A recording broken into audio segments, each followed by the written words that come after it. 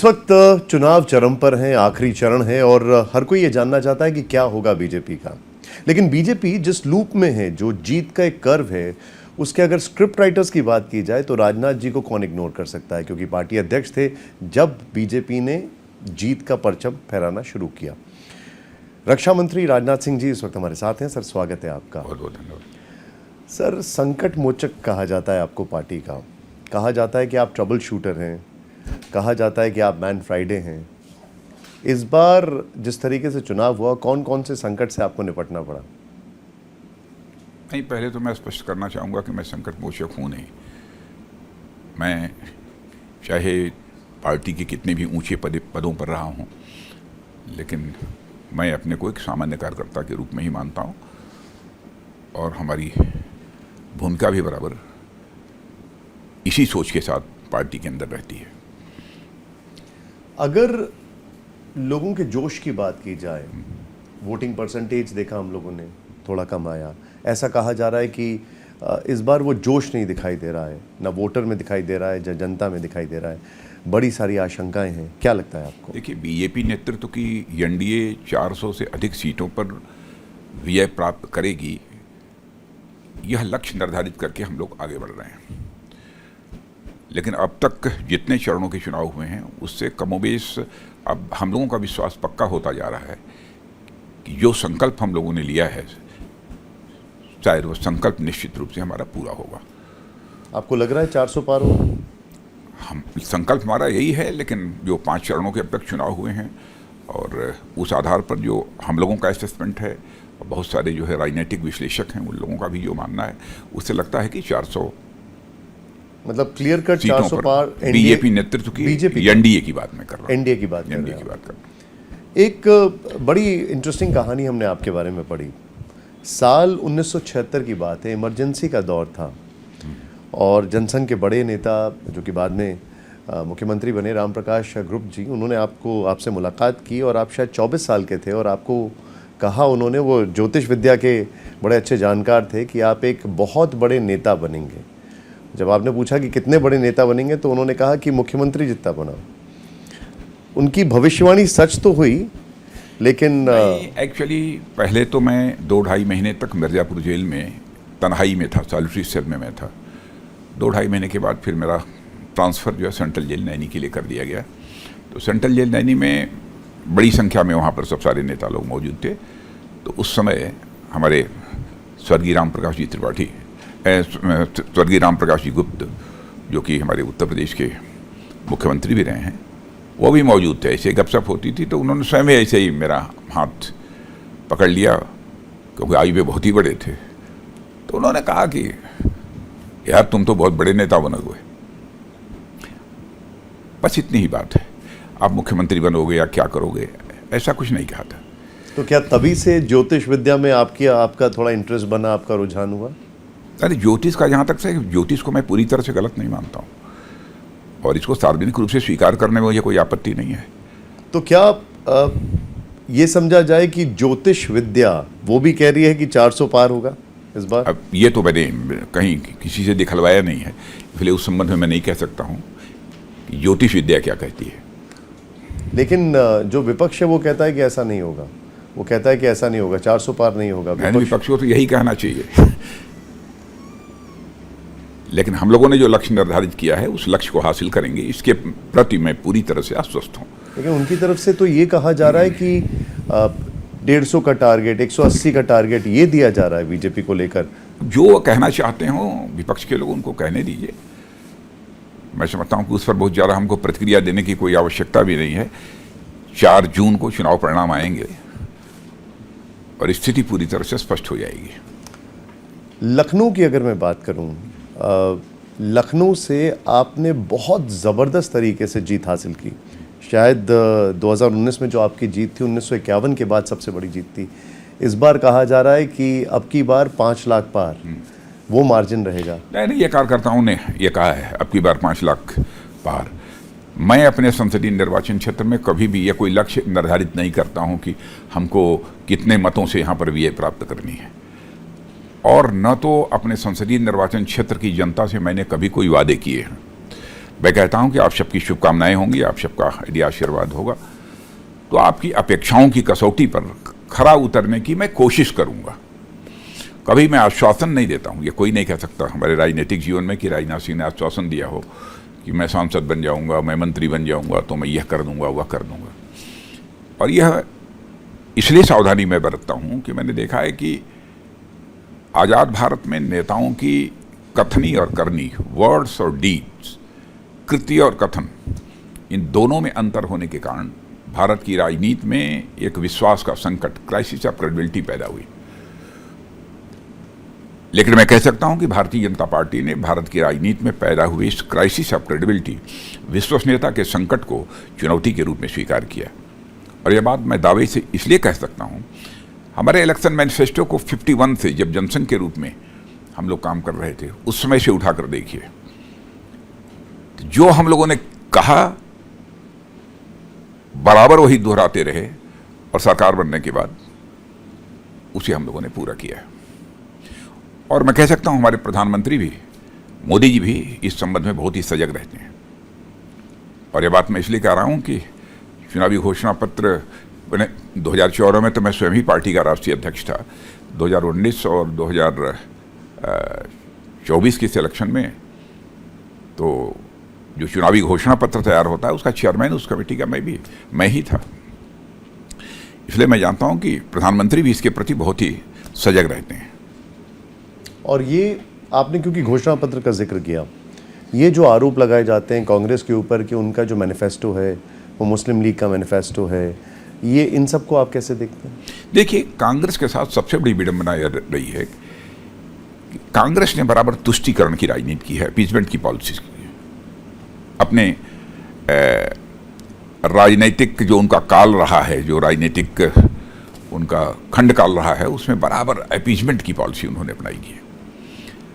Bharatiya Janata party का मानना है कि हमें अपीजमेंट की पॉलिसी नहीं अपनानी चाहिए, बल्कि जस्टिस और ह्यूमैनिटी, न्याय और मानवता हमारी यह राजनीति का आधार होना चाहिए। हम लोग लखनऊ का जिक्र कर रहे थे अभी, आप अटल जी की विरासत संभाल रहे हैं, आपका अंदाज भी वैसा ही है, आप निजी हमलों से बचते हैं, चुटीले अंदाज में भाषण देते हैं। क्या कुछ सीखा आपने अटल जी से? अटल जी क्या सीखा ये बताना बहुत कठिन काम है, लेकिन विनम्र थे, शालीन थे अटल जी, लेकिन दृढ़ इच्छा शक्ति के धनी भी थे। दोनों चीजें थी, ये मैंने देखा। और जितना नजदीक से मैंने उनको देखा है, उस आधार पर मैं कह सकता हूं कि उनके मन में कोई हविस पहले कभी ऐसी नहीं थी कि हमको यह चीज हासिल ही कर लेना है। अब जैसे, लेकिन छोड़िए उसको। आपकी एक्सेप्टेबिलिटी हर जगह वैसे ही है जैसी हम लोगों ने एक ज़माने में अटल जी की भी देखी है। कांग्रेस को आप प्रतिद्वंदी मानते हैं या दुश्मन? दुश्मन तो हम किसी को नहीं मानते। व्यक्तिगत स्तर पर भी यदि किसी ने मुझे क्षति पहुंचाई होगी तो मैं उसको दुश्मन नहीं मानता, और राजनीतिक स्तर पर तो किसी ने क्षति पहुंचाई हो तो उसे अपना दुश्मन मैं नहीं मानता। अब राजनीतिक पार्टियां हैं, स्वाभाविक रूप से प्रतिस्पर्धा रहेगी। प्रतिद्वंदी कहना भी कुछ हार्श होगा, यह कुछ ज़्यादा वो होगा, लेकिन प्रतिस्पर्धा रहती है और प्रतिस्पर्धा स्वस्थ होनी चाहिए। हेल्दी कंपटीशन राजनीति में भी होना चाहिए। तो आप क्या कहेंगे कांग्रेस को? कांग्रेस के लिए आप क्या कहेंगे? अभी की कांग्रेस के लिए आप क्या कहेंगे? बीजेपी उस कांग्रेस को कैसे देखती है? कांग्रेस जन सामान्य में अपनी विश्वसनीयता खो चुकी है और कांग्रेस बहुत ही कमजोर हो चुकी है। और कांग्रेस को के रिवाइवल के लिए मैं समझता हूं कि कांग्रेस के लोगों को बैठकर भी एक बार बहुत ही गंभीरतापूर्वक विचार करना चाहिए। ब्रेन स्टॉर्मिंग की जरूरत है उन लोगों को भी, क्योंकि एक समय कांग्रेस पार्टी इस देश की अजेय अपराजेय ऐसी राजनीतिक पार्टी मानी जाती थी। मोर देन 50 ईयर्स तक जो है अखंड हुकूमत किया है इस देश में इन लोगों ने। क्यों ऐसी हालत हो गई? इस पर तो उन लोगों को इंट्रोस्पेक्ट करना चाहिए, ब्रेन स्टॉर्मिंग होनी चाहिए उनके टॉप के लीडर्स को बैठकर। हमारा उनको सुझाव है, वैसे सुझाव उन्होंने मांगा नहीं है, बिना मांगे सुझाव भी नहीं देना चाहिए, लेकिन मुझे लगता है। आप ब्रेनस्टॉर्मिंग की बात कर रहे हैं, हम लोग बात कर रहे हैं एक्सेप्टेबिलिटी की एज अ लीडर, लेकिन जब राहुल गांधी अपनी कॉन्स्टिट्यूंसी को बदलते हैं, जब राहुल गांधी अमेठी के बजाय रायबरेली से चुनाव लड़ते हैं, तो कहा जाता है कि वो डर गए हैं, वो भाग गए हैं। इसका काउंटर ये है कि आपने खुद आप लखनऊ आ गए गाज़ियाबाद से, वाजपेयी जी ग्वालियर से लखनऊ आ गए, आडवाणी जी गांधीनगर चले गए। चुनाव क्षेत्र बदलना कोई अपराध तो नहीं है? नहीं, कोई अपराध तो नहीं है, लेकिन मेरा जो गाजियाबाद से लखनऊ जाना हुआ था उसका एक कारण यह था कि वाराणसी से हमारे मोदी जी ने फैसला किया कि वहीं से मैं चुनाव लड़ूंगा, और उसमें जब 2-4 हमारे जो वरिष्ठ मित्र थे उन लोगों का ये कहना था कि बेटर ये होगा कि आप लखनऊ चली जाइए। तो मैंने कहा जो पंचों की राय वही मैं करूंगा। गाजियाबाद से भी लड़ने का फैसला जो मैंने 2009 में किया था वो केवल इसलिए किया था कि मैं 2009 में भी पार्टी का राष्ट्रीय अध्यक्ष था। स्वाभाविक रूप से दौरे सारे देश के होते हैं और रोज कुछ ना कुछ राष्ट्रीय अध्यक्ष होने के नाते फैसले भी करने होते हैं। तो मैंने भी सोचा कि दिल्ली के पास का यह संसदीय निर्वाचन क्षेत्र है, जबकि वह हारी हुई सीट थी। और मुझे याद है कि हमको हमारे आदरणीय आडवाणी जी ने भी, हमारे जेटली जी ने भी, सब लोगों ने कहा कि राजनाथ ये सीट बहुत कमज़ोर है, आप हार जाएंगे। पता नहीं क्यों मैंने कहा कि मुझे पक्का विश्वास है कि मैं कहीं से भी चुनाव नहीं लड़ूंगा, उत्तर प्रदेश, बिहार, मध्य प्रदेश, कहीं से, तो कम से कम जनता मुझे हराएगी नहीं, ये पक्का विश्वास था मुझे। और ऐसा भी नहीं कि मैंने गाजियाबाद में कन्वेंशन के लिए पूरा समय दिया हो, फिर भी लोगों ने जिताया। नहीं तो फिर राहुल गांधी रायबरेली से इसलिए गए कि उनको विश्वास है कि जनता हराएगी नहीं, या उनको विश्वास है कि यह सेफ सीट है? दोनों एक ही बातें हैं, लेकिन दोनों की सोच फर्क है। अब ये तो उसके बारे में तो वही बतला सकते हैं ना क्या सोच कर वो गए, क्योंकि बीजेपी कहती है वो भाग गए। लेकिन मुझे लग रहा था कि वायनाड से ऑलरेडी वो चुनाव लड़े थे, तो फिर रायबरेली जाने का कोई औचित्य नहीं, जाना ही था तो अमेठी गए होते। यहाँ की जनता एक बार उनको शिकस्त दे चुकी थी। क्या आप भी ये मानते हैं कि वो भाग गए अमेठी से? अब जो मैंने कहा ना कि अच्छा रहा होता कि जिस अमेठी से हारे थे, और अमेठी एक देखा जाए तो उस पूरे परिवार की एक लंबे समय से ये सीट रही है। उस परिवार के कई सदस्य वहाँ से चुनाव जीत चुके हैं, स्वयं राहुल गांधी भी वहाँ से चुनाव जीते हैं। लेकिन हारने के बाद फिर वहाँ से भग जाना, थोड़ा सा इसको अच्छे नज़रिए से जन सामान्य नहीं लेगा, अथवा कोई राजनीतिक विश्लेषक नहीं लेगा इसको। राजनाथ जी, आप साहस का परिचय देने की जरूरत है। आप फिजिक्स के प्रोफेसर रहे, लेकिन केमिस्ट्री इतनी अच्छी कैसे आप समझने लग गए? ये एक सवाल है हमारे मन में। मैंने फिजिक्स, केमिस्ट्री, मैथमेटिक्स तीनों रहा है हमारा सब्जेक्ट। मैं आपसे ये सवाल इसलिए पूछ रहा हूँ, आप अटल जी के चहेते, संघ के चहेते, अशोक सिंघल जी के चहेते, नरेंद्र मोदी जी के चहेते, इतना ही नहीं विपक्षी पार्टियों के भी चहेते। अब फिजिक्स का जो प्रोफेसर है या जो फिजिक्स पढ़ाता है, उसकी केमिस्ट्री इतनी अच्छी कैसे हो गई? अब इस संबंध में मैं तो नहीं कहता, आपने पहली बार मुझे याद दिलाया है, तो इसका मैं एसेस करने की, इसका मूल्यांकन करने की मैं कोशिश करूंगा कि क्या कारण है, लेकिन हमको ये समझ में नहीं आता।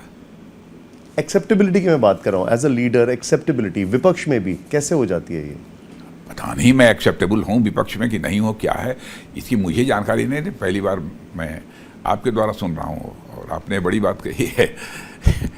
यह आपकी ह्यूमिलिटी है। आजकल राजनीति में दोस्ती जैसा शब्द जो है वो सुनाई नहीं देता। अभी आपने बड़ा अच्छी एक बात बोली कि दुश्मनी तो बिल्कुल नहीं होनी चाहिए, प्रतिद्वंदी तो बिल्कुल नहीं कहना चाहिए।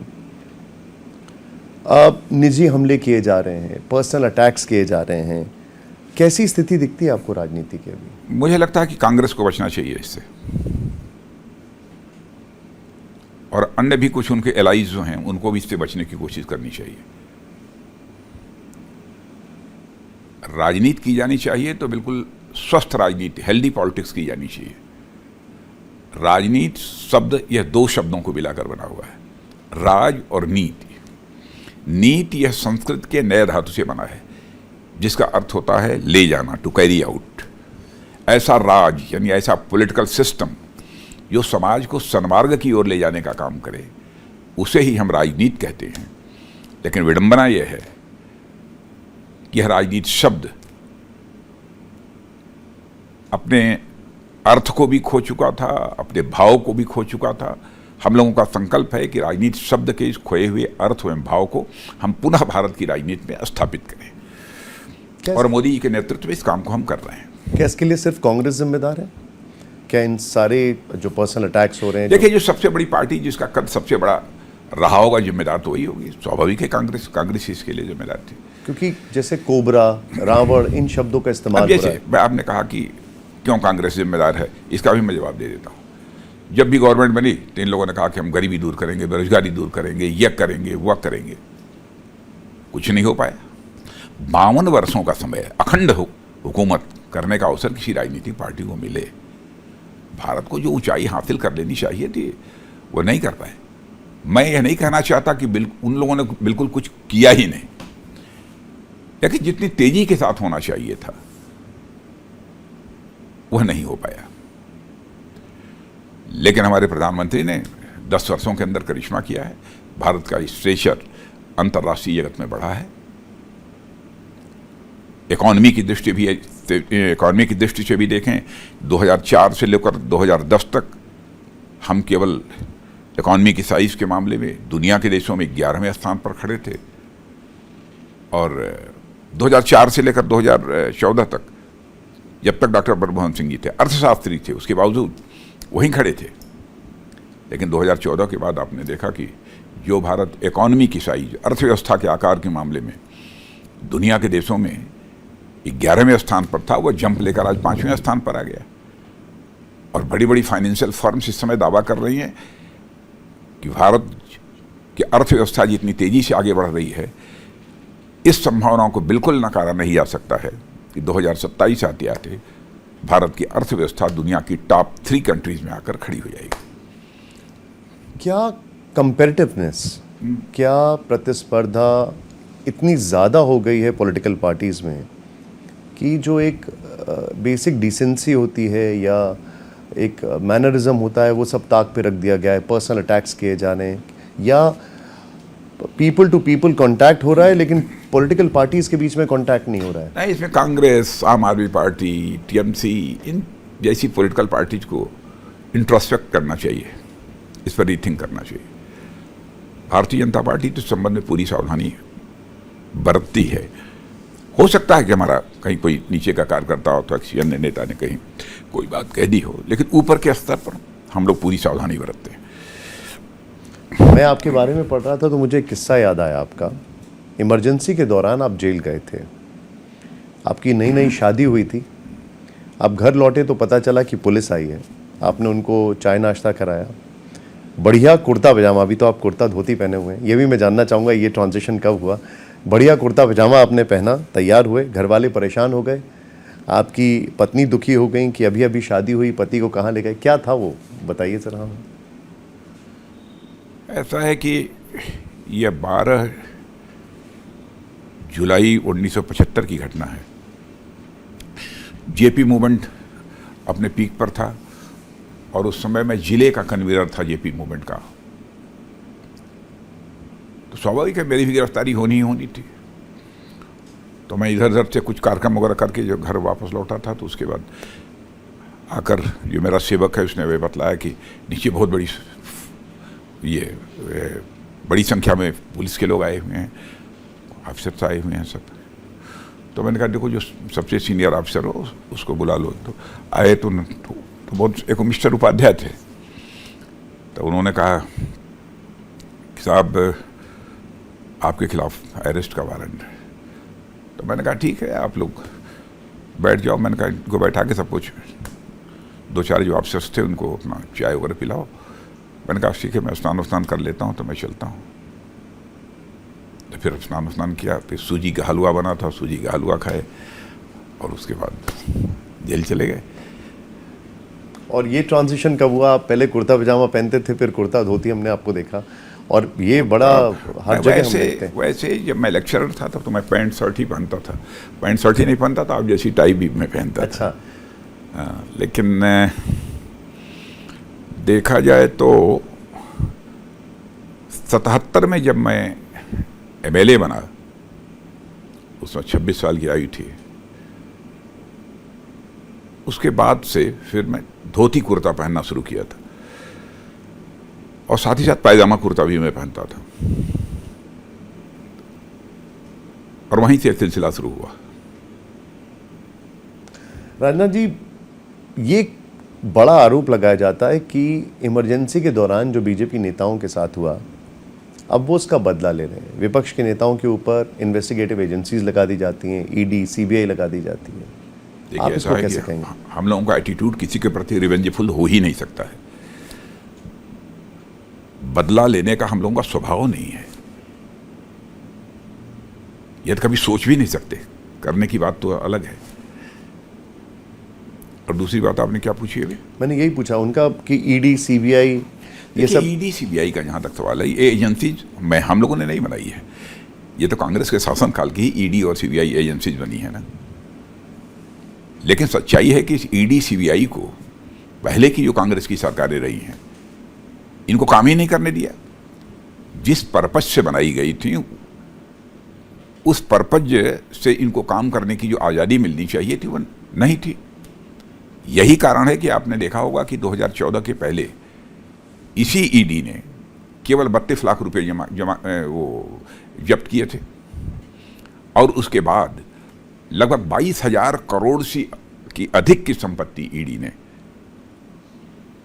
22,000 करोड़ रुपए से अधिक कैश नगद यह जब्त किया है, और साथ ही साथ 1 लाख करोड़ से अधिक की संपत्ति लोगों की जब्त की है।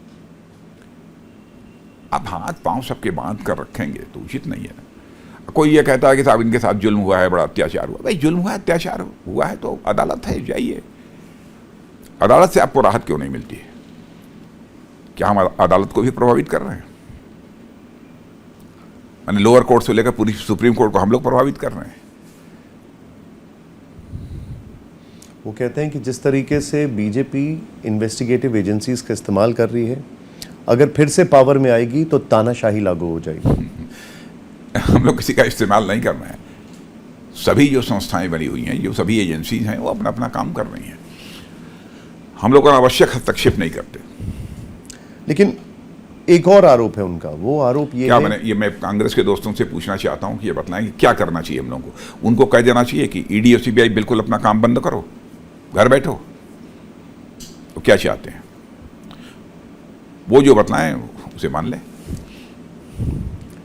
वो कहते हैं कि विपक्ष अगर कहीं पे चुनाव जीत जाता है तो विधायक छिपाने पड़ते हैं, विधायक बच जाए तो सरकार बचानी पड़ती है, सरकार बच जाए तो पार्टी बचानी पड़ती है। बोलते हैं कि ये विपक्ष कहता है कि ये तो लोकतंत्र की हत्या है। 132 बार इन लोगों ने चुनी हुई सरकारों को भंग किया है कांग्रेस ने, और जहां तक मेरी जानकारी है कि लगभग 90 बार या 50 के ऊपर है या 90 के आसपास है कुछ ऐसे। और श्रीमती इंदिरा गांधी जी के शासनकाल में सरकारें, चुनी हुई सरकारें भंग हुई हैं। लोकतंत्र का गला हम लोगों ने नहीं घोटा है। और आपने देखा होगा 10 वर्षों के इस शासनकाल में एक भी चुनी हुई सरकार को हम लोगों ने भंग नहीं किया है। भाई, आरोप लगाना ही है तो तथ्यों के आधार पर लगाइए।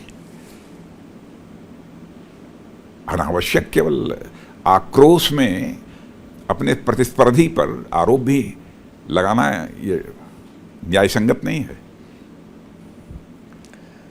आप जब, क्योंकि ये उसी का कंटिन्यूटी में एक सवाल मैं पूछ रहा हूं, क्योंकि वो एक तरफ कहते हैं लोकतंत्र खतरे में, और उसी के साथ वो एक और चीज कहते हैं।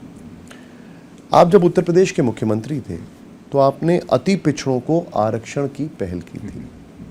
अति पिछड़े, अति दलित दोनों जी। को। कोटा विद इन कोटा की बात हो रही थी। हुकुम सिंह जी की अगुवाई में कमेटी भी बनी, कई सारी चीजें हुई, फिर वो अदालत में जो कुछ भी हुआ, नहीं लागू भी हो गया जी। लागू होने के बाद फिर अदालत में गए लोग।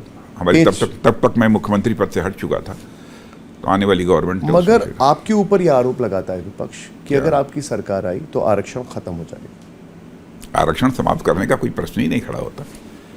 हाँ, धर्म के आधार पर किसी भी सूरत में आरक्षण इस देश में नहीं होने देंगे, क्योंकि हमारा भारत का संविधान इस बात की हमको इजाजत नहीं देता। और संविधान संशोधन की जो बात की जाती है, संविधान संशोधन की बात तो छोड़िए, समय समय पर लोगों ने, कांग्रेस के लोगों ने बहुत ज़्यादा संविधान में संशोधन किया। ठीक है, कभी आवश्यक होता है संविधान संशोधन करने पड़ते हैं, लेकिन 42वां जो संविधान संशोधन हुआ था 1976 में, इमरजेंसी 1975 के बाद 76 में जब श्रीमती इंदिरा गांधी जी थी, तो उन्होंने बहुत सारे संशोधन किए थे। कुछ ऐसे भी संशोधन कर दिए थे कि फिर जनता पार्टी की जब सरकार बनी तो पुनः उस पर संसद ने रीथिंक किया और फिर उसमें संशोधन किया था। लेकिन 10 वर्षों का कार्यकाल हम लोगों का जो इधर रहा है, मोदी जी के नेतृत्व की सरकार का, एक भी चुनी हुई सरकार को हम लोगों ने भंग नहीं किया है। और इन लोगों ने तो संविधान में इस हद तक जाकर संशोधन किया है कि देखिए, हमारे संविधान बनाने वाले जो भी संविधान सभा के हमारे सारे सम्मानित सदस्य थे, सबकी यह मंशा थी कि ठीक है, आवश्यकता अनुसार संविधान में संशोधन हो सकता है, लेकिन उसकी प्रस्तावना, उसके प्रेम्बल के साथ कभी छेड़छाड़ नहीं की जानी चाहिए। तो उसकी प्रस्तावना, जिसे प्रेम्बल कहते हैं अंग्रेजी में, उसके साथ भी छेड़छाड़ किया है तो कांग्रेस ने किया है। श्रीमती इंदिरा गांधी जी के शासनकाल में हुआ है। और आरक्षण तो ये मानकर चलिए प्रश्न समाप्त होने का कोई प्रश्न ही नहीं खड़ा होता। ये बेबुनियाद, निराधार ये आरोप लगा रहे हैं लोग। मैंने जनता के अंदर भ्रम पैदा करके ये उनका जनता का समर्थन हासिल करना चाहते हैं। इनके पास मुद्दों का काल है। और मैं विपक्ष को यह सुझाव देना चाहूंगा और कांग्रेस के दोस्तों को, सच बोलकर भी राजनीति की जा सकती है। बार बार झूठ बोलकर लंबे समय तक राजनीति नहीं की जा सकती है। और मैं अपनी सार्वजनिक सभाओं में भी कहता हूं, ठीक है, मैं भी इंसान हूं, यदि मुझसे कहीं गलती हो गई होगी तो मैं उसके लिए खेद व्यक्त कर लूंगा। मैं बुजदिल कायर नहीं हूं, हमको कहीं कोई संकोच नहीं है। गलती हमसे भी हो सकती है, लेकिन पॉइंट आउट कोई कर देगा तो मैं उसके लिए क्षमा मांग लूंगा। आपने कहा धर्म के आधार पर आरक्षण नहीं, लेकिन चंद्रबाबू नायडू आपके सहयोगी हैं, वो कहते हैं कि मुस्लिम आरक्षण हम खत्म नहीं होने देंगे। मुझे जो कहना था वो मैंने बतला दिया कि धर्म के आधार पर आरक्षण, क्योंकि भारत का संविधान इस बात की इजाजत नहीं देता। अब मैं एक उदाहरण देना चाहता हूँ। जामिया मिलिया यूनिवर्सिटी, अलीगढ़ मुस्लिम यूनिवर्सिटी में ऐसे ही आरक्षण की व्यवस्था की गई थी। अंततोगत्वा सुप्रीम कोर्ट ने उसे रद्द कर दिया। ये सब सारी हकीकत सामने है। उसके बाद भी जनता की आंखों में धूल झोंक कर उनका समर्थन हासिल करने की कोशिश करना, यह मैं समझता हूं कि यह न्याय संगत नहीं है। बीजेपी की तरफ से आरोप लगाया जाता है कि कांग्रेस एससी एसटी के आरक्षण को मुसलमानों में बांटना चाहती है। क्या आपको ऐसा लगता है? अरे वो कुछ भी कर सकते हैं। सत्ता हासिल करने के लिए सारी मर्यादाएं तोड़ सकते हैं, किसी हद तक वो जा सकते हैं। आंध्र प्रदेश और कर्नाटक में ऐसा हो चुका है। वही मैंने कहा ना कि संविधान सभा के जो हमारे सम्मानित सदस्य थे, या संविधान सभा जो चाहती थी, उसकी मंशा के खिलाफ भी उसकी मंशा के खिलाफ ही चले गए। और इन लोगों ने जो प्रस्तावना में प्रियम्बल में संशोधन कर दिया, माने संविधान निर्माताओं की भी मंशा के खिलाफ यदि ये काम कर सकते हैं तो कुछ भी कर सकते हैं। नहीं, लेकिन आंध्र प्रदेश और कर्नाटक में ऐसा हो चुका है। वहां पर आपकी सरकार थी, तो आपने इसमें परिवर्तन क्यों नहीं लाया? आप वहां पर इसमें आपकी सरकार, हम लोगों ने धर्म के आधार पर नहीं किया, कभी नहीं किया। क्या सरकार जातीय जनगणना के खिलाफ है? आपकी सरकार की मैं बात कर रहा हूं। देखिए, इस पर बैठकर हम लोग फैसला करेंगे, लेकिन जनगणना यदि होती है तो उसमें हम लोगों को ऐसी आपत्ति नहीं है। जनगणना हो सकती है। अब एक सवाल, क्योंकि उस टाइम पर आप पार्टी अध्यक्ष थे और एक चर्चा का विषय आया था, जिसको अभी अरविंद केजरीवाल ने बहुत बड़ा बना दिया है। वो कहते हैं कि अगले साल मोदी जी रिटायर हो जाएंगे, वो 75 साल के हो जाएंगे 17 सितंबर को, और देश के अगले प्रधानमंत्री अमित शाह बनेंगे? देखिए, ऐसा है कि 2014 में ये सब सारी चर्चाएं थोड़ी बहुत चली थी, तो मैं ही पार्टी का अध्यक्ष था। जी। ऐसा कहीं कोई फैसला नहीं हुआ था, और न हमारे भारतीय जनता पार्टी के संविधान में ऐसी कोई व्यवस्था है। जब तक व्यक्ति को देश का नेतृत्व करने की उसके अंदर क्षमता है, प्रतिभा है, और आम जनता के द्वारा वह स्वीकार्य है, तो काम करता रहेगा। आयु का कोई प्रतिबंध नहीं है। यानी पार्टी के दुनिया की जो महाशक्ति मानी जाती है, जिस अमेरिका को हम मानते हैं, वहाँ के राष्ट्रपति जो है 82 साल के हैं। और ये कहना कि मोदी जी तानाशाह बन जाएंगे, ये होगा वो होगा, ऐसा बेबुनियाद निराधार आरोप है। ये मैं आपसे इसलिए पूछ रहा हूँ क्योंकि आप पार्टी अध्यक्ष थे, उनका ये कहना है कि बीजेपी के संविधान में है ये, तो ऐसा कुछ भी नहीं है। इतना झूठ, इतना गलत, क्या मैं कहूं। यदि मुझे दिखा दे भारत के, हमारी भारतीय जनता पार्टी के संविधान में कहां लिखा है, मैं यही चुनौती देता हूं। मैं बार बार यह बात मैं कहना चाहता हूं, सार्थक राजनीति केवल और केवल सच बोलकर की जा सकती है। घातक राजनीति, ये सब झूठ बोलकर जो करना चाहते हो, घातक राजनीति अपना झूठ बोलकर करें। मैं तो चुनौती दे रहा हूं, ये दम है तो क्यों नहीं? बोलते क्यों नहीं है? क्यों नहीं दिखाते? कहां लिखा है हमारे संविधान में? एक और आरोप उनकी तरफ से लगाया गया कि स्वाति मालीवाल बीजेपी के इशारे पर काम कर रही हैं। अरविंद केजरीवाल का यह कहना है। असत्य बोलने की पराकाष्ठा है। मैं क्या बताएं ऐसे लोगों के बारे में, क्या बात करें। उन्होंने तो बहुत कुछ कहा था। अन्ना हजारे साहब ने भी कहा था। अन्ना हजारे साहब के ही कंधों पर चढ़कर तो इन्होंने लोकप्रियता हासिल करने की कोशिश की है। उनकी बात जो व्यक्ति नहीं माना है, उस व्यक्ति के बारे में आप क्या बात करते हैं? मुझे क्षमा करिएगा, मैं बहुत जिस भाव से मैं बोल रहा हूं, क्योंकि मैं हृदय से यह बोल रहा हूं। जब व्यक्ति के कृति और कथन, वर्ड्स और डीड्स में जब अंतर होता है ना, तो उससे वेदना होती है।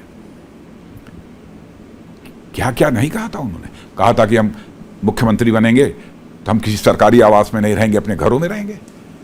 शीश महल बनवा लिया, उसमें रह रहे थे, और उसमें अपने ही दल की सांसद महिला को लात घूसों से पीटा जा रहा है, और 15 दिन तक चुप्पी साधे बैठे रहे।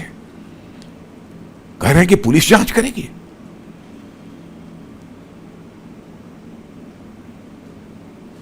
आप क्यों नहीं बोलते हो? आप मौजूद थे उस समय, क्यों नहीं बोलते हो? क्यों 10-15 दिन तक चुप्पी साधे बैठे रहे? जिस तरीके का इन्होंने व्यवहार किया है, मैं बता दूं आपको, इन्हें जनता माफ नहीं करेगी। थोड़ा सा मैं आपसे थोड़ा सा नॉस्टैल्जिया में पीछे जाता हूं और आपसे आपके पास को लेकर एक बड़ा रोचक इंसिडेंट हमने पढ़ा। मिर्ज़ापुर के केबी डिग्री कॉलेज में, जहां आप भौतिक विज्ञान पढ़ाते थे, वहां आपके कई किस्से बड़े मशहूर हैं। माथे पर तिलक जैसे आपने अभी लगा रखा, बढ़िया कलफ लगा कुर्ता जैसा आपने अभी पहन रखा है, लेकिन हाँ, तब पैजामा था, अभी धोती है। आप जब क्लास में आते थे तो छात्र तालियां बजाते थे। उस दौर की कुछ बातें बताइए। नहीं, मैं पैंट शर्ट में जाता था। ये जानकारी किसी ने सही नहीं दी है। मैं उसमें बराबर पैंट शर्ट ही पहनता था जब मैं लेक्चरर था। तो हाँ, ये बात सही है कि हमारे क्लास में जो लड़के इधर उधर रहते थे, को भीड़ खूब लग जाती थी जब मैं क्लास लेने के लिए जाता था। तो बच्चों का भी प्यार मुझे बहुत मिला है, और थोड़ा बहुत इधर उधर के उदाहरण देकर मैं फिजिक्स वगैरह भी पढ़ाता था बच्चों को। तो बहुत ही सहज तरीके से समझ लेते थे चीज़ों को, इस कारण भी भीड़ होती थी।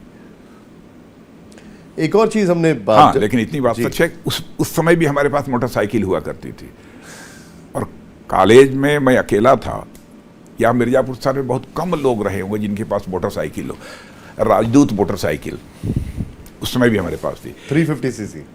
350 सीसी राजदूत 350। अब वो 353 कौन थी? राजदूत, इतना मैं जानता हूँ। और राजदूत मोटरसाइकिल से मैं पढ़ाने के लिए जाता था।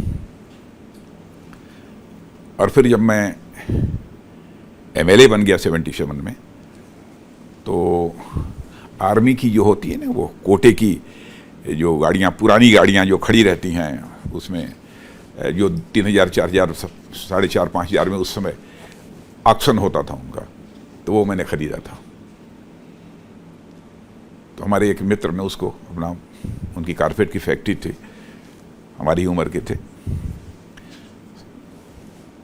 तो उन्होंने इस जीप को तैयार कराया। हमारा एक भी पैसा नहीं लगा। पक्के दोस्त थे हमारे, आज भी हैं। और फिर उस गाड़ी से मैं फिर चलने लगा। क्या बात, ये शायद हमारे दर्शकों को बिल्कुल नहीं पता होगा। फिर उससे चलने लगा। और जब हम लोग 2, 4, 5 लड़के जब बैठ कर चलते थे, तो उसमें जब कहाँ पैसा था, पेट्रोल का संकट पैदा होता था। तो कहीं जो हमारे पार्टी वार्टी के कार्यकर्ता रहते थे, लोग उतरते थे, फिर या 10 रुपये आप दे दो, 5 रुपये आप दे दो, ऐसा करके पेट्रोल भराते थे, हम लोग गाड़ी चलाते थे। या किसी अपने कोई व्यापारी, कोई कार्यकर्ता उस पर बैठता था, वो भी लगा देता था कभी कभी। ऐसे ही गाड़ी चल रही थी। सबकी जीप थी मतलब वो? सबकी थी। ये सही कहा आपने, वो सबकी थी। राणा जी, एक और बड़ा इंटरेस्टिंग केस स्टडी और किस्सा हमने आपके बारे में पढ़ा। साल 2000 में आपने प्रोफेसर की नौकरी छोड़ दी। साल 2000 में, आप करेक्ट कर सकते हैं। हाँ, मैं चीफ मिनिस्टर था। हाँ, लेकिन नौकरी छोड़ने के बाद जब आपकी पेंशन बनी तो वो थी करीब 9500 रुपये, 9500 कुछ रुपये। ऐसा ही रहा होगा। एग्जैक्ट फिगर तो नहीं है, 9500 रहा होगा, 1100 रहा होगा, कुछ ऐसे रुपये। लेकिन आपने मना कर दिया वो पेंशन लेने से। आपने कहा कि मैंने नहीं, वो लोग कई हजार, 14-15 हज़ार या 17 हज़ार कितना बनाकर लाए थे उस समय, 18 हज़ार। तो एक्चुअली मैंने कहा कि जितने समय मैंने पढ़ाया है उतने समय का ही मैं बोलूँगा। कहने साहब ये नियम, ये इस बात की इजाज़त देता है, क्योंकि आप विधायक हैं, सांसद हैं, तो विधायक और सांसद रहते हुए भी आप क्लास लिए हैं बीच में, फिर आप पेंशन ले लीजिए। मैंने कहा नहीं, मैं नहीं लूँगा, क्योंकि उस समय मैं ऑलरेडी वेतन विधानसभा से लेता था, तो मैंने नहीं लिया। बहुत उस समय के डायरेक्टर ने मुझसे बहुत रिक्वेस्ट किया कि मैं मुख्यमंत्री था ही, अधिकारियों ने भी कहा। मैंने कहा ना, तो वही हमको 900 या 1000 रुपये उसमें पेंशन मिलती जो कि थी। बताया ये जा रहा है कि उस वक्त कॉलेज के चपरासी की सैलरी से भी कम था शायद, जो आपको पेंशन मिली। ये ना ऐसा नहीं, ये हो सकता रहा, हो सकता। लेकिन आज शायद वही 900 रुपया बढ़ते बढ़ते 10-11 हज़ार रुपये हो गया। आज की अगर बात करें चुनावों की, तो यह आरोप लगता है कि विपक्ष की तरफ से कि इलेक्टोरल बॉन्ड सबसे बड़ा घोटाला है। वो ये कहते हैं कि कंपनियों ने बीजेपी को चंदा दिया और उन्हें फायदा पहुंचाया। सबसे बड़ा घोटाला है तो क्यों नहीं जाते सुप्रीम कोर्ट के पास? सुप्रीम कोर्ट क्यों नहीं जांच करा लेते? ब्लैक मनी के यूज को मिनिमाइज किया जा सके, इस पर्पज से लाया गया था। अदालत बैठी है, क्यों नहीं जाते हैं लोग? कहां घोटाला हुआ है, किसने घोटाला किया है, पता लगाएं। जिन लोगों का नाम लेते हैं उनसे सर्वाधिक पैसा तो इन लोगों ने लिया है।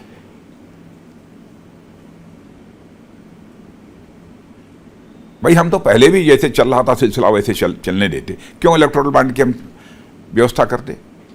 नीयत हमारी साफ थी, उद्देश्य यही था कि ब्लैक मनी का ऑपरेशन जितना मिनिमाइज किया जा सके उसको मिनिमाइज करना चाहिए।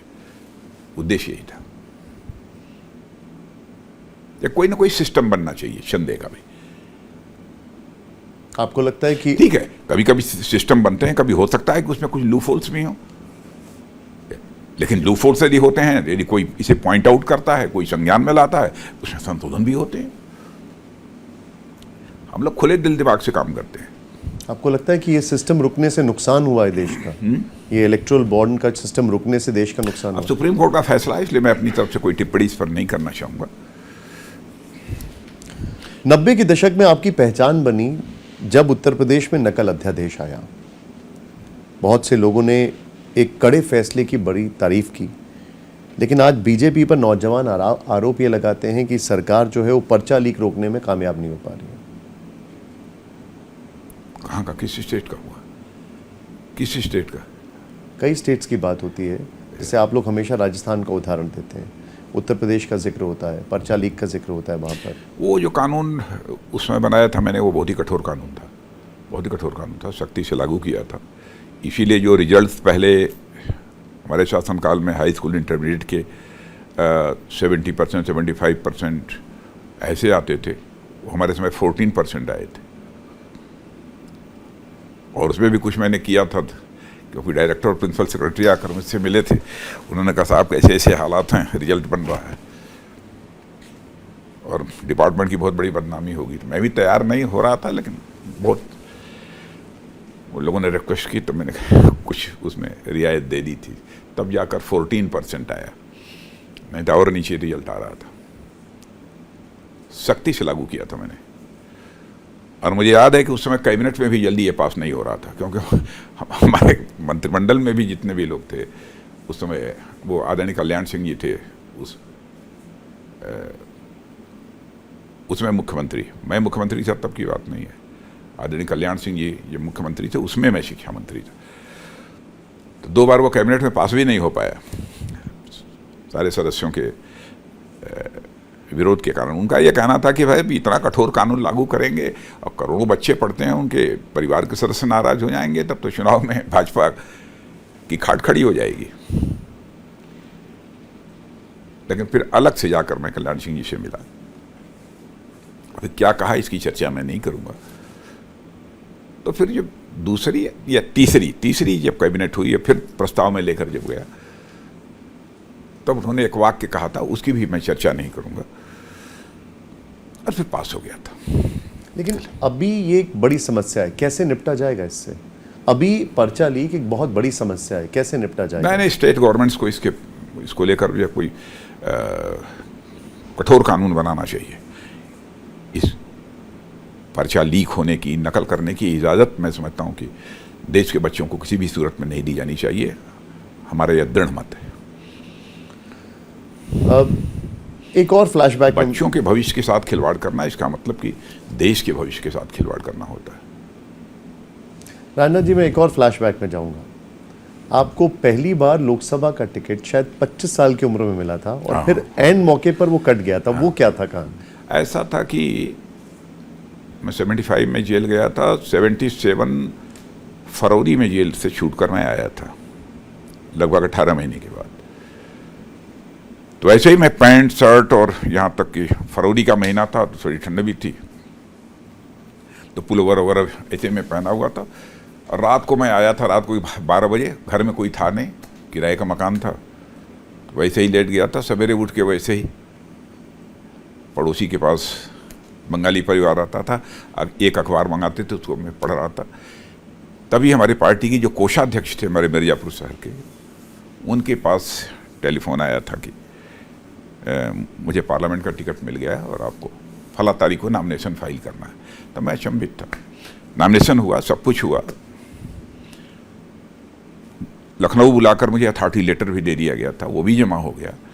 लेकिन जब सिंबल मजिस्ट्रेट देता है, अंतिम दिन जो होता है विड्रॉल का, तो उसी समय जब मजिस्ट्रेट ने मेरा नाम बुलाया वो देने के लिए, अथॉरिटी वो सिंबल देने के लिए, अथॉरिटी लेटर मेरा जमा हो चुका था।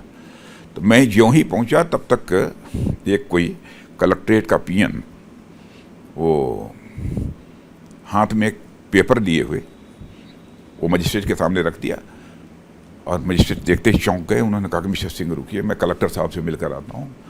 वो कलेक्टर के पास गए, चैम्बर में मिल का है, तो उन्होंने कहा कि मिस्टर सिंह आपके अथॉरिटी लेटर का कैंसिलेशन ऑर्डर आ गया है, और फ़कीर अली अंसारी का अथॉरिटी लेटर आ गया है, इसलिए आपको ये जनता पार्टी का सिंबल नहीं मिल पाएगा, और 3 बज भी चुके हैं, इसलिए आप विड्रॉ भी नहीं कर सकते हैं। इसलिए कोई ना कोई सिंबल आप मांग लीजिए। मैंने कहा मुझे कोई सिंबल नहीं चाहिए। तो उन्होंने कहा फिर हम मुझे अपनी चॉइस से आपको सिंबल देना ही पड़ेगा। मैंने कहा दे दीजिए। तो उस समय सारे एडवोकेट, सब लोगों के अंदर बहुत आक्रोश हो गया, क्योंकि जनता पार्टी की प्रचंड हवा थी उस समय।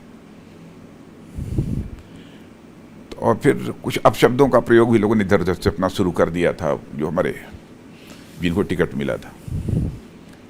तब मैं एक माइक लेकर वहीं से मैंने बोला था कि ठीक है, पार्टी ने फैसला किया, मेरा मुझे दिया, बाद में कट गया। लेकिन मैं फ़कीर अंसारी जी से मैं कहूँगा कि आएँ और अपना अथॉरिटी यहाँ पर सिंबल लें। और मैंने कहा किसी ने उनके साथ कुछ अभद्रता की तो मैं समझूंगा कि वो मेरे साथ अभद्रता कर रहा है, फिर लेकर आए वो। फिर आपने उनके लिए कैंपेनिंग भी की? हाँ, ये एकदम बिना हमारे वो चलते ही नहीं थे, पूरा कैंपेनिंग ईमानदारी के साथ और कैंपेनिंग की, और इतना अच्छे संबंध उनके साथ थे। जब मैं विधानसभा का चुनाव लड़ा तो उन्होंने मुझे आर्थिक सहयोग दिया खुद आकर, और मुस्लिम्स के बीच भी हमारे लिए कन्वेंसिंग की उन्होंने।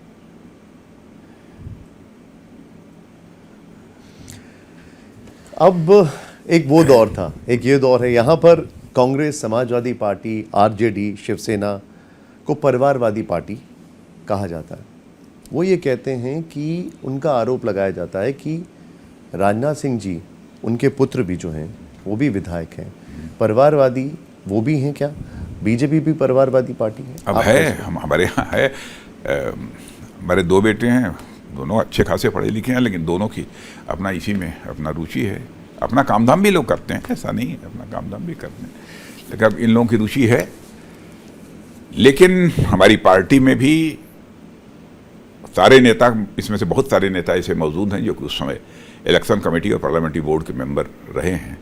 कोई यह नहीं कह सकता है कि मैंने अपने हाथ से अपने बेटे को टिकट दिया है। कोई नेता यह नहीं कह सकता कि राजनाथ सिंह ने अपने बेटे को टिकट देने के लिए मुझसे कहा है। 2007 में पार्टी का मैं अध्यक्ष था, एक तरफ हमारे अटल जी बैठे थे, दूसरी तरफ अडवाणी जी बैठे थे। तो हमारे स्वर्गीय कल्याण सिंह जी, जिनकी हम लोग बहुत ही इज्जत करते हैं, और हमारे आदरणीय कल्ला जी जो इस समय गवर्नर हैं, ये लोग नाम लेकर आए एक विधानसभा क्षेत्र से हमारे बेटे पंकज का। मैंने कहा कि देखिए, वैसा है कि ये इसको मैं स्वीकार नहीं करूंगा, मैं अध्यक्ष था ही, क्योंकि मैं अपने अध्यक्ष रहते अपने बेटे को अपने हाथ से टिकट नहीं दूंगा मैं। तो इसे थोड़ा बहुत तो कल्याण सिंह जी पंकज के पक्ष में तर्क देने लगे, हमारे कल्ला जी भी उनके पक्ष में तर्क देने लगे, क्यों नहीं देना चाहिए, करना चाहिए, वो करना चाहिए। तो मैंने कहा मैं नहीं दूंगा अध्यक्ष होने के नाते। तो अटल जी ने कहा मेरा डिसेंट नोट कर लिया जाए। अटल जी ने कहा नहीं, पंकज को मिलना चाहिए। अडवाणी जी भी उसी में कह दिया। और फिर अटल जी ने, अनंत कुमार थे या कौन था सेक्रेटरी इलेक्शन कमेटी का, उनको कहा कि जाकर इसकी घोषणा कीजिए। घोषणा हो गई। तो मैं घर पहुंचा तो मैं दुखी था, आशीर्वाद लेने आए तो मैं आशीर्वाद मैंने नहीं दिया। तो उन्होंने जाकर पंकज जी को आशीर्वाद नहीं, तो जाकर अपनी माँ से शिकायत किया, पापा तो बोल ही नहीं रहे हैं, एकदम उनका चेहरा डाउन है। तो उनकी माँ आकर मेरे ऊपर फाट पड़ी, बिगड़ गई। और मैंने कहा नहीं, मैं नहीं कर सकता। लेकिन पंकज ने बहुत सूझबूझ का परिचय दिया। थोड़ी देर के बाद आए, आंखों में आंसू थे। तो उन्होंने कहा पापा आप नहीं चाहते तो मैं नहीं लड़ूंगा। मेरे कहा बेटा जाओ अटल जी को उनसे मिलके बतला दो। तो अटल जी की जो स्टाइल थी, जब अटल जी को बतलाने गए तो उन्होंने कहा छोड़ो, तुम्हारे पापा ऐसे ही करते। लेकिन फिर बैठा कहा तुम नहीं, ऐसे कैसे हम लड़ पाएंगे जो वो नहीं चाहेंगे। तो जाने दो, ठीक है, चलो पिता पिता होता है। तो 10 साल के बाद उनको अमित शाह जी जब अध्यक्ष बने, 10 साल टिकट नहीं मिला उनको, अमित शाह जी जब अध्यक्ष बने तो उन्होंने टिकट दिया। 10 साल तक टिकट नहीं मिला? ना नहीं मिला। लेकिन अगर उत्तर प्रदेश में एनडीए की लगभग सभी पार्टियों की बात की जाए तो उनका आधार ही वही है। जैसे आरएलडी, अपना दल, निषाद पार्टी, राजभर जी की पार्टी, वहां पे तो परिवारवाद एकदम स्टैम्प्ड है, साफ दिखाई देता है। देखिए, प्रधानमंत्री जी ने भी इसकी बहुत अच्छी डेफिनेशन उन्होंने दे दी है।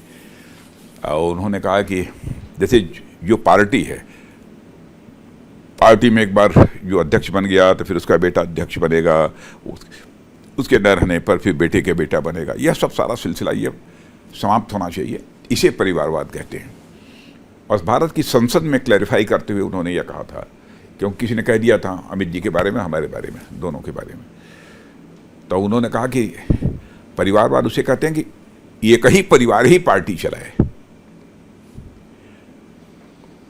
लेकिन यदि किसी परिवार में 4, 6, 8, 9 इन नंबर्स का भी उन्होंने प्रयोग किया था, यदि 10, 8, 9 लोग राजनीति में काम करते हैं, देश को कंट्रीब्यूट कर सकते हैं, तो क्यों नहीं टिकट उनको मिलना चाहिए? ये प्रधानमंत्री जी ने कहा है। पार्टी केवल एक परिवार का ही वर्चस्व बना रहे सदैव के लिए।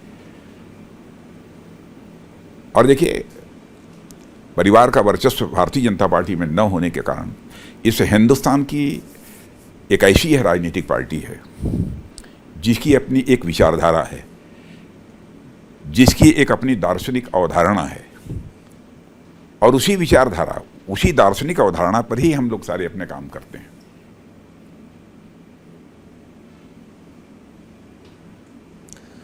राजनाथ जी, आप कोई हमसे पूछेगा दार्शनिक अवधारणा क्या है तो वही मैं बता दूंगा, लेकिन लंबा समय लगेगा। आप देश के रक्षा मंत्री भी हैं। अटल जी कहते थे कि आप you can choose your friends but not your neighbours. आप अपने पड़ोसी नहीं चुन सकते, दोस्त चुन सकते हैं। हमारे पड़ोसी में ऐसे ऐसे मुल्क हैं जिनसे काफ़ी डिस्रप्शन है, काफ़ी तनाव है। चीन है, पाकिस्तान है, अभी तो मालदीव भी है। क्या आपको लगता है कि पड़ोसी मुल्कों से दोस्ताना संबंध होने ज़रूरी हैं? मैंने, हमारे प्रधानमंत्री मोदी जी ने अपनी तरफ से भरपूर कोशिश की है अपने पड़ोसी देशों के साथ अच्छे रिश्ते बनाकर रखने की। और आपने देखा होगा कि 2014 में जब वो प्रधानमंत्री पद की शपथ ले रहे थे तो पाकिस्तान के प्रधानमंत्री नवाज शरीफ साहब को उन्होंने अपने शपथ ग्रहण समारोह में आमंत्रित किया था। यानी उनका इंटेंशन साफ है प्रधानमंत्री का कि हमको पड़ोसी देशों के साथ अच्छे रिश्ते बनाकर रखने चाहिए, और उसके लिए वो प्रयत्न भी किया उन्होंने। लेकिन कोई ऐसा पड़ोसी हो जो कि अच्छे रिश्ते बनाना ही नहीं चाहता हो और अपने अंदरूनी राजनीतिक कारणों से बराबर भारत का विरोध करता हो, भारत के बारे में आतंकवादी गतिविधियों को बढ़ाने में बराबर उसकी गवर्नमेंट मदद करती हो, तो स्वाभाविक है कि ऐसे लोगों के साथ रिश्ते अच्छे नहीं हो सकते। लेकिन जो पाकिस्तान के अंदरूनी हालात हैं, अक्सर ये कहा जाता है कि पाकिस्तान के अंदरूनी हालात जब ख़राब होते हैं तो तनाव वो भारत में क्रिएट करता है। यही है सच्चाई। क्या आपको ऐसा लगता है कि आने वाले समय में जिस तरीके से पाकिस्तान की अर्थव्यवस्था या वहाँ की सरकार की हालत है, तनाव भारत के सामने वो और लाने वाला है और खड़ा करने वाला है? कुछ भी कर सकते हैं, लेकिन उसका खामियाजा भुगतना पड़ेगा, बस इतना ही मैं कहना चाहूँगा। मतलब हम कभी भी सर्जिकल स्ट्राइक के लिए तैयार छेड़ने की कोशिश करेगा तो उसका खामियाजा भुगतना पड़ेगा। क्या हम कभी भी सर्जिकल स्ट्राइक के लिए तैयार हैं? क्या सर्जिकल स्ट्राइक जैसी चीज़ के लिए हम कभी भी तैयार हैं? देखिए, बार बार चीज़ें दोहराई नहीं जाती हैं, लेकिन मैं बतला दूं आपको कि यदि इस प्रकार की नापाक हरकत कोई करेगा तो उसका खामियाजा उसे भुगतना पड़ेगा। और अगर चीन की बात करें तो चीन की बात करें तो देखिए, चीन के संबंध में इस समय मैं कोई कमेंट इसलिए नहीं करूँगा क्योंकि इस समय चीन और भारत के बीच बातचीत का सिलसिला चल रहा है। अभी तक जो बातचीत हो रही है, ऐसा लग रहा है कि एक पॉजिटिव डायरेक्शन में जा रही है, सकारात्मक दिशा में जा रही है। मुझे लगता है कि उसकी हमको प्रतीक्षा करनी चाहिए। कमांडर लेवल टॉक्स चल रहे हैं। लेकिन भारत का जहाँ तक प्रश्न है, जैसा आदरणीय अटल जी ने कहा था और उसी सोच के अनुसार हमारे आज के प्रधानमंत्री मोदी जी भी काम कर रहे हैं कि अपने पड़ोसी देशों के साथ हमको अच्छे रिश्ते बनाकर रखने चाहिए।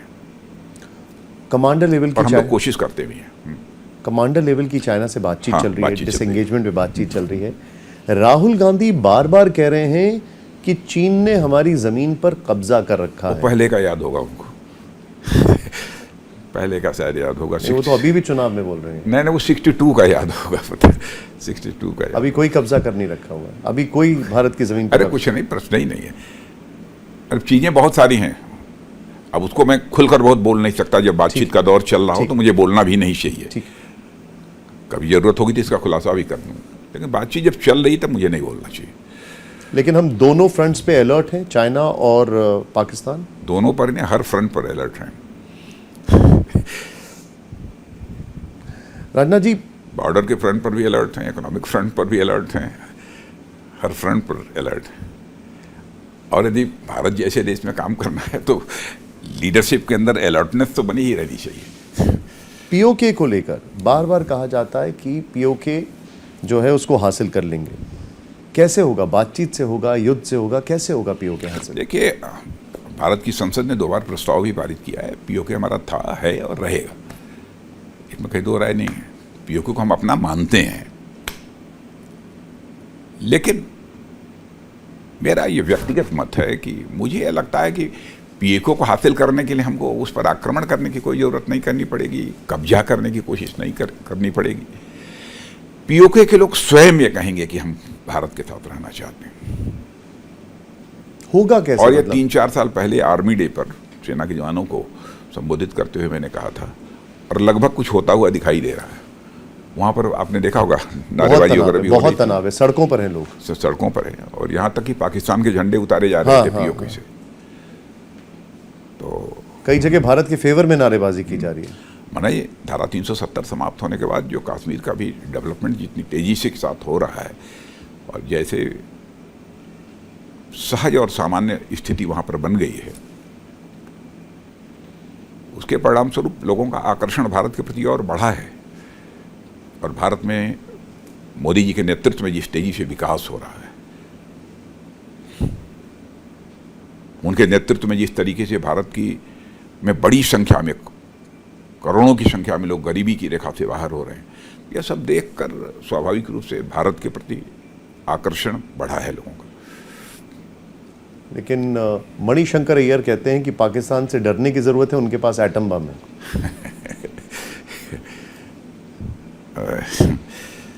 मणिशंकर अय्यर की बात को हर बात का जवाब नहीं देना चाहिए, लेकिन हम लोग छोड़िए, जाने दीजिए। हर हर हर हर व्यक्ति के स्टेटमेंट पर प्रतिक्रिया व्यक्त नहीं करनी चाहिए। हम लोग एक चीज देख रहे हैं बार बार प्रधानमंत्री जी की तरफ, परमाणु बम बहुत लोगों के पास है, दुनिया में कई देशों के पास है, भारत के पास भी है।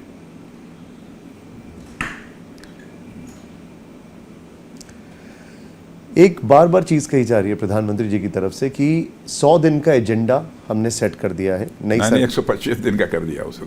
अब 125 दिन का 125 दिन का कर दिया। तो उसमें मैंने तुरंत मंत्रिमंडल बनने के साथ ही जो पहली कैबिनेट बैठक होगी, तुरंत नेक्स्ट डे ही हो जाती है, और नेक्स्ट डे जो बैठक होगी फिर वहीं से काम का सिलसिला शुरू हो जाएगा। देखिए, मोदी जी की सबसे बड़ी विशेषता है कि वो बिल्कुल अथक परिश्रम करते हैं, काल्पनिक क्षमता के धनी है। ये कुछ विशेषताएं हैं, और देश के प्रति कुछ कर गुजरने की एक तड़पन है जो मैंने महसूस किया है, वो अनपैरेलल है।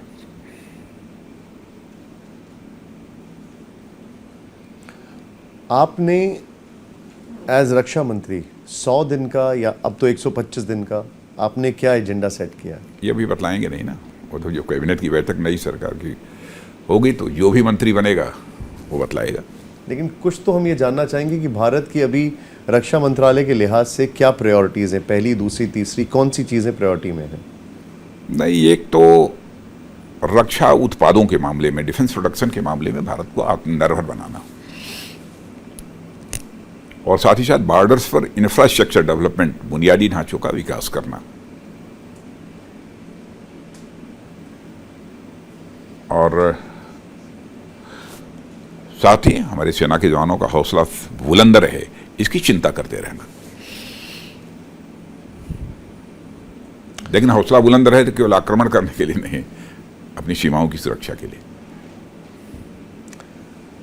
अगर बीजेपी इतनी आश्वस्त है कि 400 पार जाएंगे, तो डिविसिव पॉलिटिक्स, विभाजनकारी मुद्दों की जरूरत क्या हो रही है? डिविसिव पॉलिटिक्स कोई नहीं किया हम लोगों ने। खाली सरकार की उपलब्धियां तो नहीं गिनाई जा रही हैं। हाँ। कई सारी चीजें, हिंदू मुसलमान भी बिल्कुल नहीं, बिल्कुल नहीं। ये साफ साफ कहा जा रहा है कि कांग्रेस पार्टी आपको गुमराह कर रही है। मुस्लिम समाज को ये बतलाया जा रहा है कांग्रेस पार्टी आपको गुमराह कर रही है कि हम आपको धर्म के आधार पर आरक्षण देंगे। यह गलत है। भारत का संविधान इस बात की इजाजत नहीं देता है। अलीगढ़ मुस्लिम यूनिवर्सिटी और जामिया मिलिया में आरक्षण हुआ था, सुप्रीम कोर्ट ने उसे रद्द कर दिया, धर्म के आधार पर आरक्षण किया था। यह हकीकत बतलाई जा रही है। भारतीय जनता पार्टी का जहां तक प्रश्न है, हम किसी भी सूरत में हिंदू, मुस्लिम, सिख, ईसाई, इस आधार पर कभी भी हम राजनीति नहीं करते। हम राजनीति करते हैं तो इंसाफ और इंसानियत के आधार पर, जस्टिस और ह्यूमैनिटी, यही हमारी पॉलिटिक्स का आधार है। लेकिन बेरोजगारी और न कभी करेंगे। ये भारत की सीमा में रहने वाले जितने भी लोग हैं या भारत के जितने भी नागरिक हैं, दुनिया के दूसरे देशों में भी रहते हैं, सबके प्रति हम लोगों के मन में सम्मान है। सभी हमारे परिवार के सदस्य हैं। लेकिन बेरोजगारी, भेदभाव का प्रश्न ही नहीं खड़ा होता। लेकिन राजनाथ जी, बेरोजगारी, महंगाई, ये सारे मुद्दे गायब हो जाते हैं। मंदिर आ जाता है, हिंदू मुसलमान की चर्चा होने लग जाती है, ज्यादा बच्चों की चर्चा होने लग जाती है। कांग्रेस को प्रकाश लेना चाहिए। मंदिर का जहां तक प्रश्न है, देखिए कुछ कमिटमेंट्स हम लोगों के पहले से थे और हमारी आस्था और विश्वास का एक प्रमुख बिंदु रहा है वह राम जन्मभूमि पर मंदिर का निर्माण। और राम हमारे आदर्श हैं और मैं कह सकता हूं कि कुछ सामाजिक और नैतिक मूल्यों की प्रेरणा यह भारत राम के जीवन से लेता है। तो था कि यह बनना चाहिए, बन गया।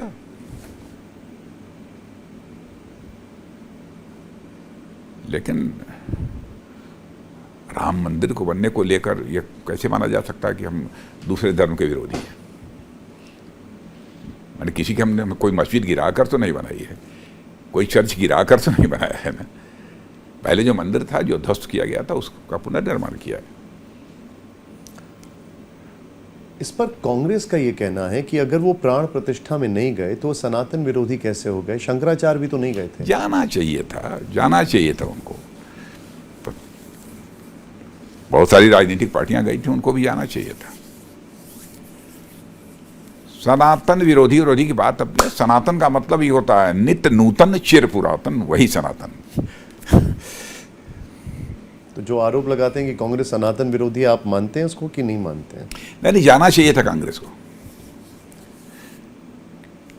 केवल वोट बैंक की पॉलिटिक्स के चक्कर में बेचारे हिम्मत नहीं कर पाए वहां जाने की। अभी थोड़ी देर पहले हमारी इस बातचीत में आपने कहा कि बीजेपी का जो मैनिफेस्टो है उस पर हम हमेशा अमल करते हैं, आगे बढ़ते हैं। उसमें आपने भ्रष्टाचार मुक्त भारत की बात की।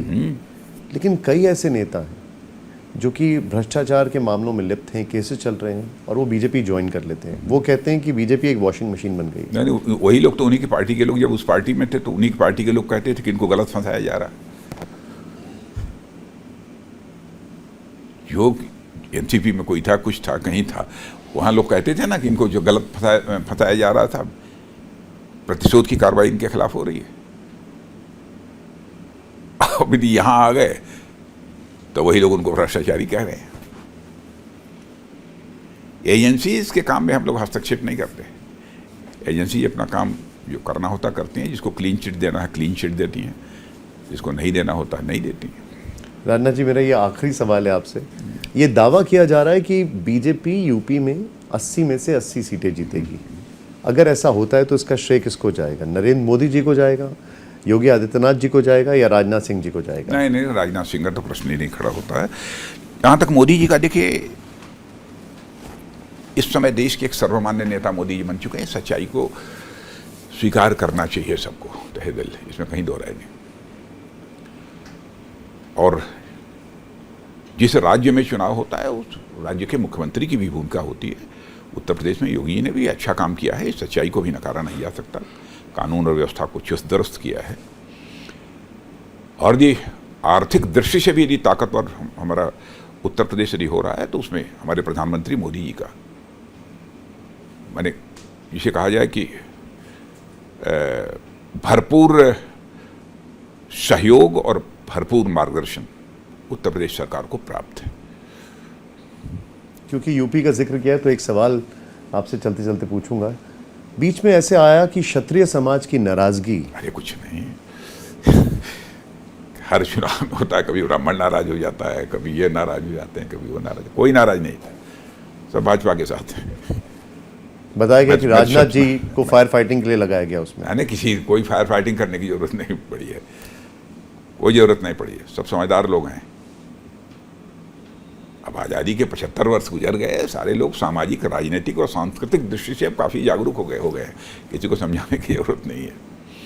होते हैं 2-4 लोग कभी ऐसे फीलर्स छोड़ दिया करते। राजनाथ जी बहुत बहुत शुक्रिया, बहुत आभार आपका। TV9 से आपने इतनी मसरूफियत में समय निकाल के बातचीत की, बहुत बहुत शुक्रिया सर। बहुत बहुत थैंक यू।